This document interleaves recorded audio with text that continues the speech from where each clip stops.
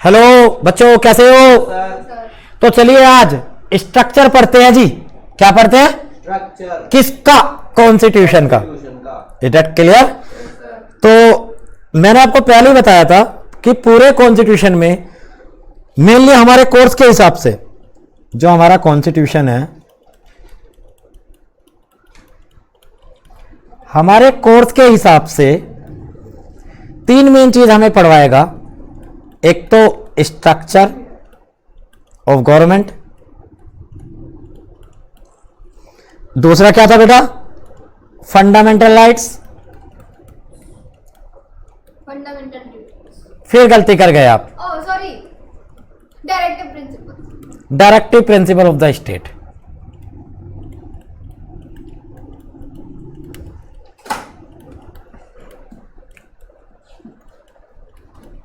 अब हमें यहां दो चीज देखनी है कि हमारा स्ट्रक्चर बायोलेटरल है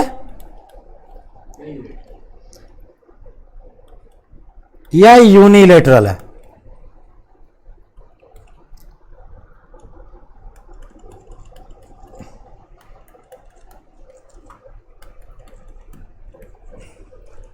बेसिकली हमें आज अपनी क्लास को यहां तक रखना है, स्ट्रक्चर डिस्कस करना है।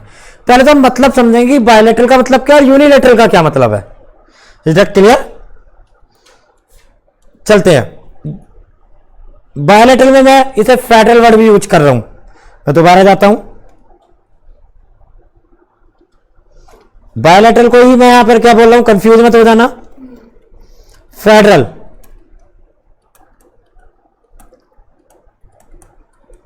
कि सर ने तो वहां चार्ट में बायोलेटरल बताया था, यहां पर फेडरल लिखा हुआ है। ओके, हाँ जी। फेडरल का मतलब क्या हमारा कॉन्स्टिट्यूशन का, कि फेडरल कॉन्स्टिट्यूशन है। देखिए जी, आराम से समझना। पहले लाइन में बहुत कुछ क्या जाएगी। यहां पर 2 टायर ऑफ गवर्नमेंट है।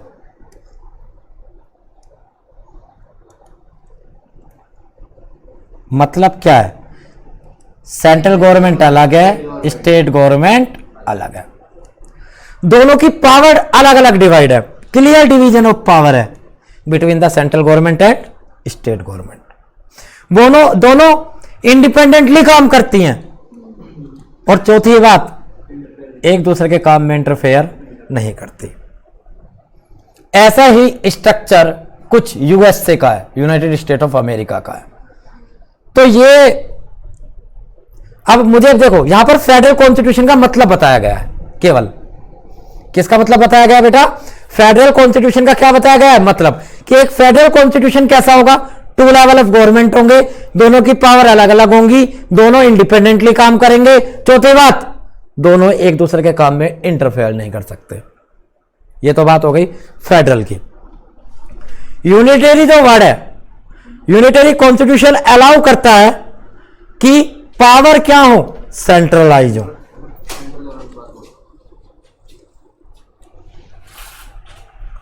जैसा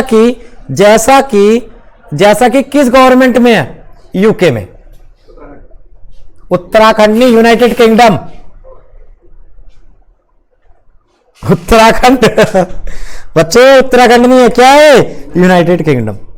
इज दैट क्लियर? यानी कि अगर कोई तुमसे कहता है कि discuss the feature of unitary constitution, सुन लो, कोई तुमसे पूछता है discuss the feature of unitary constitution, तो आप क्या बोलेंगे जी? More power are centralise. More power are क्या है? ज्यादा ज्यादा पावर क्या होंगी? मोस्ट या ऑल? अब आपसे मैं पूछता हूं, अभी मैंने आपको बता दिया कि एक फेडरल कॉन्स्टिट्यूशन कैसा होता है, एक मैंने आपको उसका एग्जांपल दे दिया जैसे यूएसए का कॉन्स्टिट्यूशन है, एक मैंने आपको बता दिया यूनिटरी कॉन्स्टिट्यूशन क्या होता है जिसका मैंने आपको एग्जांपल बता दिया यूनाइटेड किंगडम का। अब मुझे देखना है क्या इंडियन कॉन्स्टिट्यूशन फेडरल कॉन्स्टिट्यूशन है या यूनिटरी है, या कुछ फेडरल है कुछ यूनिटरी है, क्या है मतलब? पॉइंट समझ में आया? Is that clear? बच्चे क्या करते हैं? सीधा आंसर पे लाते हैं एग्जाम में। एमसीक्यू में तो कोई प्रॉब्लम नहीं है, लेकिन जब आप एग्जीक्यूटिव लेवल पर करेंगे तो सर जी वहां लिखना पड़ेगा ना। तो पहले वहां पर आपको लिखना कि फीचर ऑफ फेडरल कॉन्स्टिट्यूशन ये होता है, फीचर ऑफ यूनिटरी कॉन्स्टिट्यूशन ये होता है। पॉइंट क्लियर हुआ। फिर आपको लिखना है कि अब हमें यह चेक करना है कि whether Indian constitution is federal unitary. Point clear. तो अगर मैं इंडियन कॉन्स्टिट्यूशन की बात करूं, सुनिए, कॉन्स्टिट्यूशन में दो ही चीज आती हैं, एक मिनट, एक तो गवर्नमेंट और एक जिसने गवर्नमेंट बनाई है पीपल्स, डेमोक्रेसी। Point clear. ये हमारे प्रीएम्बल में भी बोला गया था, द गवर्नमेंट ऑफ मेजोरिटी या मेजोरिटी रूल क्या था, डेमोक्रेसी। It is clear. तो पीपल्स क्या करते हैं, क्या करते हैं पीपल, गवर्नमेंट को क्या करते हैं, इलेक्ट करते हैं। क्या करते हैं बेटा, और गवर्नमेंट फिर क्या करती है, लॉ बनाती है। लेजिस्लेटिव बॉडी जिसे हम विधायिका बोलते हैं, क्या बोलते हैं, एग्जीक्यूटिव बॉडी जो उस लॉ को क्या करती है, इंप्लीमेंट करती है, और जुडिशरी बॉडी जो उस लॉ को इंटरप्रिटेट करती है। इन सिंपल टर्म अगर मैं बात करूं सेंट्रल लेवल पर लेजिस्लेटिव कौन है, हाँ जी, पार्लियामेंट। कानून कहां बनता है, एग्जीक्यूटिव बॉडीज कौन सी है हमारी, मिनिस्ट्रीज। अच्छा जी, नहीं वो विधान नहीं, अरे क्या था, घुमाओ, मिनिस्ट्रीज मंत्रालय, ministry of finance, ministry of corporate affair, ये कानून को क्या करती हैं, लागू करती हैं। और जुडिशरी कौन कौन सी है हमारी, that are court. Point clear हुआ।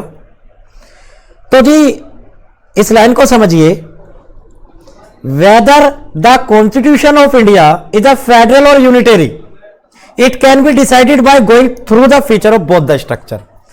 तो अगर मैं इंडियन कॉन्स्टिट्यूशन में देखता हूं, पहली चीज, क्या हमारी ड्यूअल अथॉरिटी है या नहीं है, दोनों लेवल पे गवर्नमेंट है या नहीं है, बिल्कुल।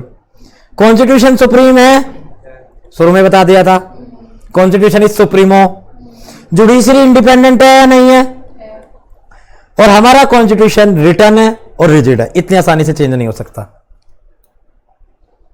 लेकिन हां कुछ चीजें फ्लेक्सिबल हैं, कुछ चीजें क्या है, फ्लेक्सिबल है। तो ये शो करती हैं कि हमारा कॉन्स्टिट्यूशन कैसा है, फेडरल है। लेकिन ऐसा नहीं है कि हमारे कॉन्स्टिट्यूशन के अंदर केवल फेडरल है, कुछ फीचर यूनिटरी भी हैं।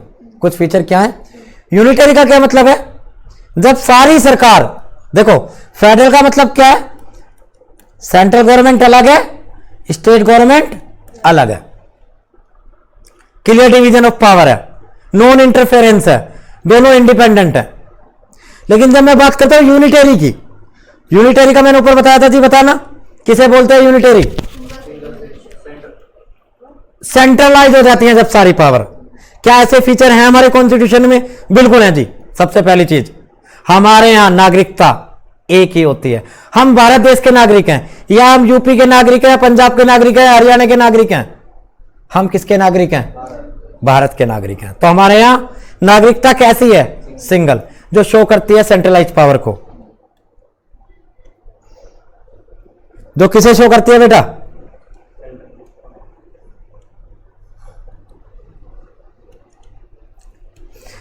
इमरजेंसी, क्या हो जाए जी, वॉर हो जाए, क्या हो जाए, वॉर। देखिए वैसे स्टेट गवर्नमेंट और सेंट्रल गवर्नमेंट अलग अलग हैं, लेकिन अगर युद्ध की स्थिति उत्पन्न हो जाए तो दोनों क्या है, एक है, हम सब एक है। जैसे घरों में होता है, भाई भाई अलग अलग रह रहे हैं, तीसरे से लड़ाई हो गई लड़ाई, भाई भाई अलग अलग, हो गई लड़ाई, एक है। ओए फालतू मत बोल दियो। तो ऐसे ही वो इमरजेंसी की सिचुएशन में हम क्या हो जाते हैं, एक। इमरजेंसी की क्या क्या सिचुएशन हो सकती हैं, वॉर, प्रेसिडेंट रूल, राष्ट्रपति शासन,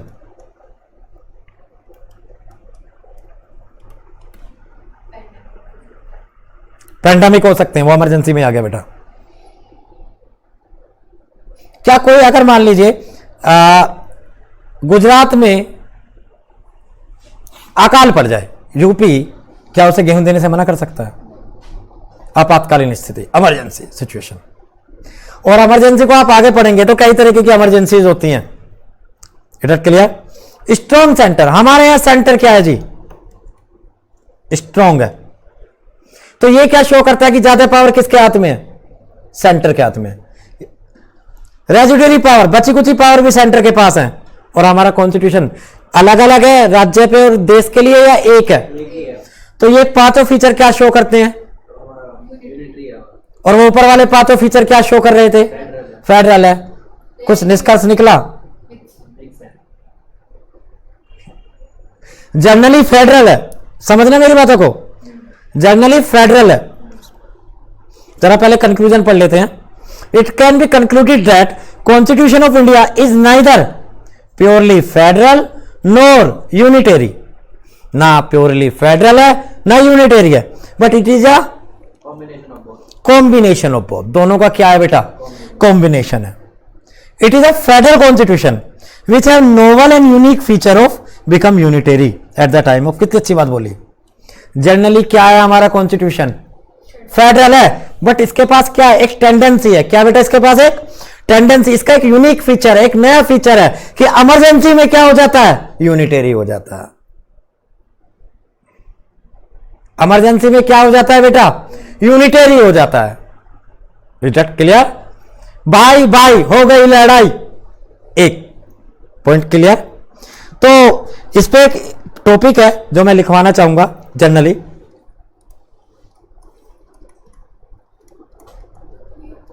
ऐसे याद भी रहेगा ये।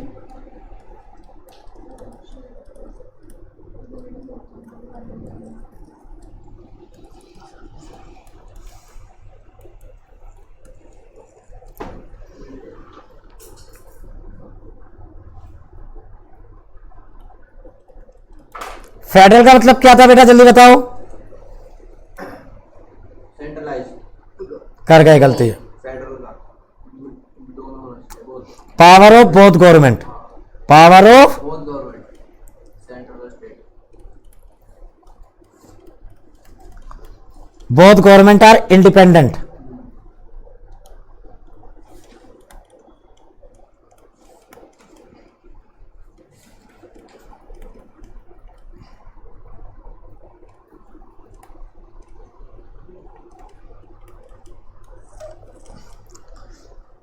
can't interfere in power of other,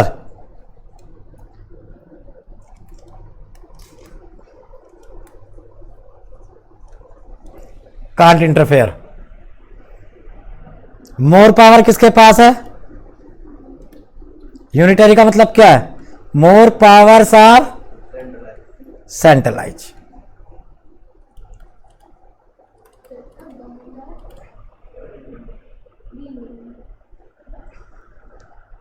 Both government are independent in their function and power।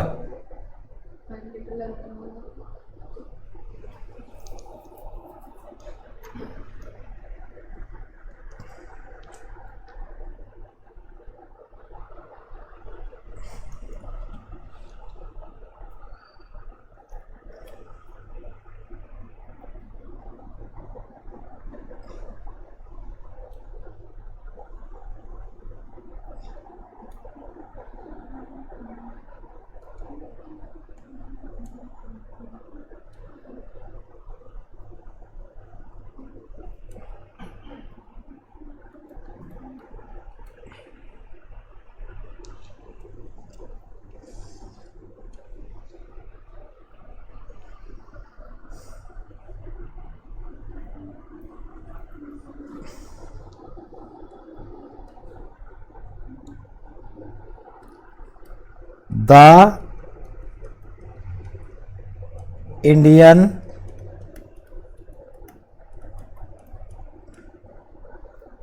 Constitution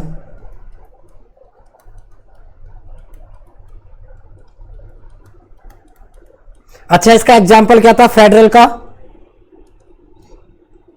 USA का कॉन्स्टिट्यूशन है ना।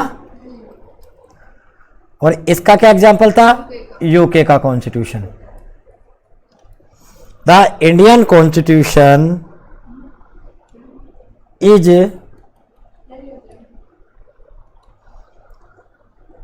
Quasi federal,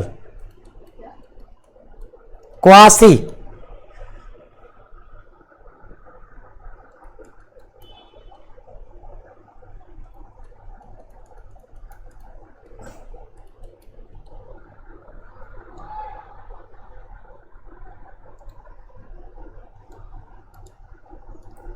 having a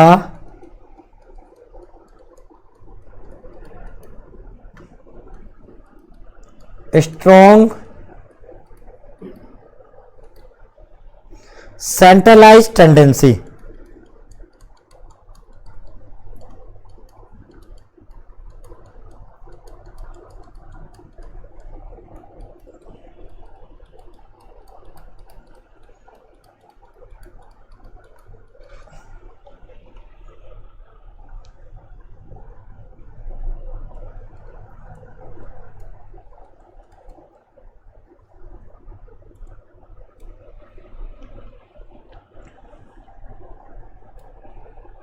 Indian constitution क्या है? क्वासी फेडरल है बच्चों। क्या है इसका? क्या मतलब है? कॉम्बिनेशन है। ज्यादातर फेडरल है, पूरा फेडरल भी नहीं है, लेकिन हाँ सिचुएशन के हिसाब से इमरजेंसी के टाइम में हम सब क्या हो जाते हैं? एक हो जाते हैं। तो ये जो एरो जा रहा है इसे आप क्या बोल सकते हो?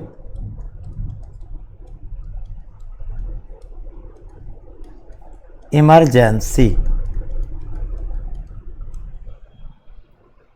समझे या नहीं समझे? इस एरो का मतलब समझे? तो और क्या क्या फीचर हैं फेडरल के वो आप यहां लिख लें।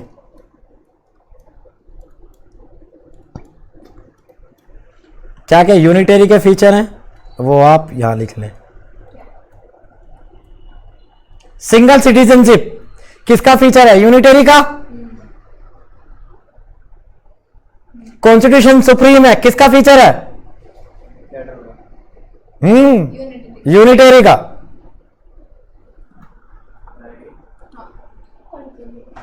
दोबारा देख लो फेडरल स्ट्रक्चर के क्या क्या फीचर है भाई। सही तो बोला था, फेडरल का था, सही बोला था। हाँ जी, ड्यूअल अथॉरिटी।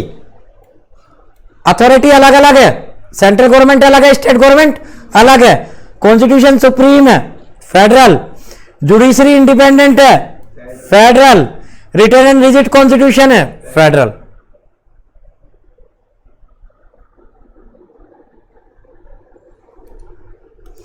सिंगल सिटीजनशिप है, यूपी की नागरिकता अलग नहीं है। पावर इमरजेंसी तो होगी यूनिटरी की। सेंटर स्ट्रांग है, ये तो मैंने पहले बताया था सेंटर स्ट्रांग होता है। देखिए जी फेडरल स्ट्रक्चर में सेंटर और स्टेट दोनों इक्वल पावर, मतलब इक्वल तो नहीं, दोनों की पावर अलग अलग होती है। आई बात समझ में? लेकिन यूनिटरी स्ट्रक्चर में सेंटर सदा क्या होता है? स्ट्रांग होता है। रेजिडरी पावर सेंटर के हाथ में होती है, सिंगल कॉन्स्टिट्यूशन है। ये सारे फीचर क्या शो करते हैं? यूनिटरी को। तो हमारा कॉन्स्टिट्यूशन में तो भैया दोनों हैं। Is that clear? समझ में आया? तो ये था बेटा आपका क्या? Structure of constitution. Bye bye, take care.